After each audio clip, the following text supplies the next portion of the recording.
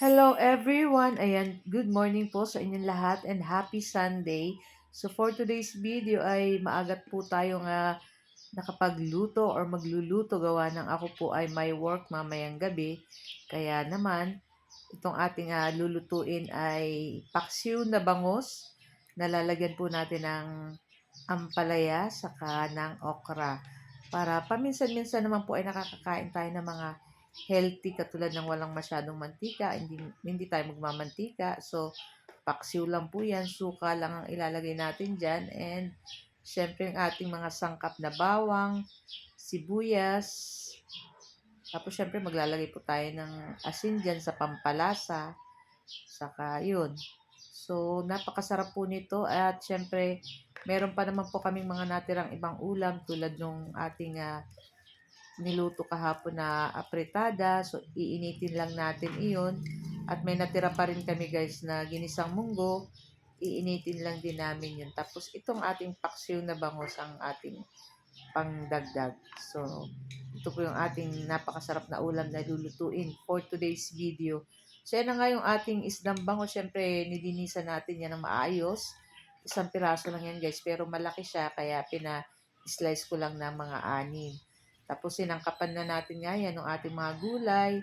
Itong ating mga sangkap na bawang, paminta, sibuyas. Naglagay tayong suka. At naglagay rin tayo ng tubig. Ayan, para may sabaw-sabaw yung ating paksiw. So, lulutuin lang po natin yan ng mga ilang minuto. So, madali lang naman pong maluto ang isda. Ayan, mga ilang minuto lang ay luto na rin yan. Pag lumabas na daw or umuha na yung mata ng isda, ayan, luto na yan guys. So, ayan, ano ko lang, and tinikman ko lang yung lasa kung medyo kulang pa yung asin, tamang-tama lang, and yung alat niya, tamang-tama lang din. So, napakasarap nito. So, naglagay rin pala ako guys ng siling pang sigang para may konting anghang. Isang piraso lang yun. Kasi medyo mahal po ang sili ngayon.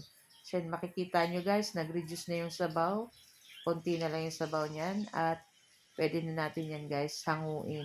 So, makikita nyo sa kabilang kawali, ayan, iniinit ko na dyan yung ating natirang pork apritada. Ayan. Tapos, nainit ko na rin guys yung ating ginisang munggo.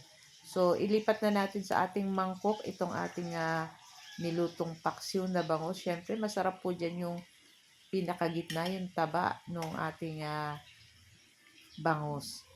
So, napakasarap nito sa mainit na kanin, lalo na kung may fried rice kayo guys. Nako, ang sarap po niyan. So guys, ayan, at ito lang po ang aming video today at sana po ay nag-enjoy kayo. Huwag niyo po sanang kalimutan mag-like, comment at pa-share na rin po ng ating video.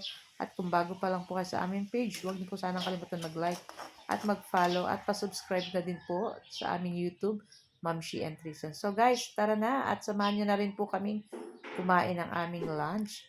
So guys, thank you for watching and see you next video. Ciao! Bye!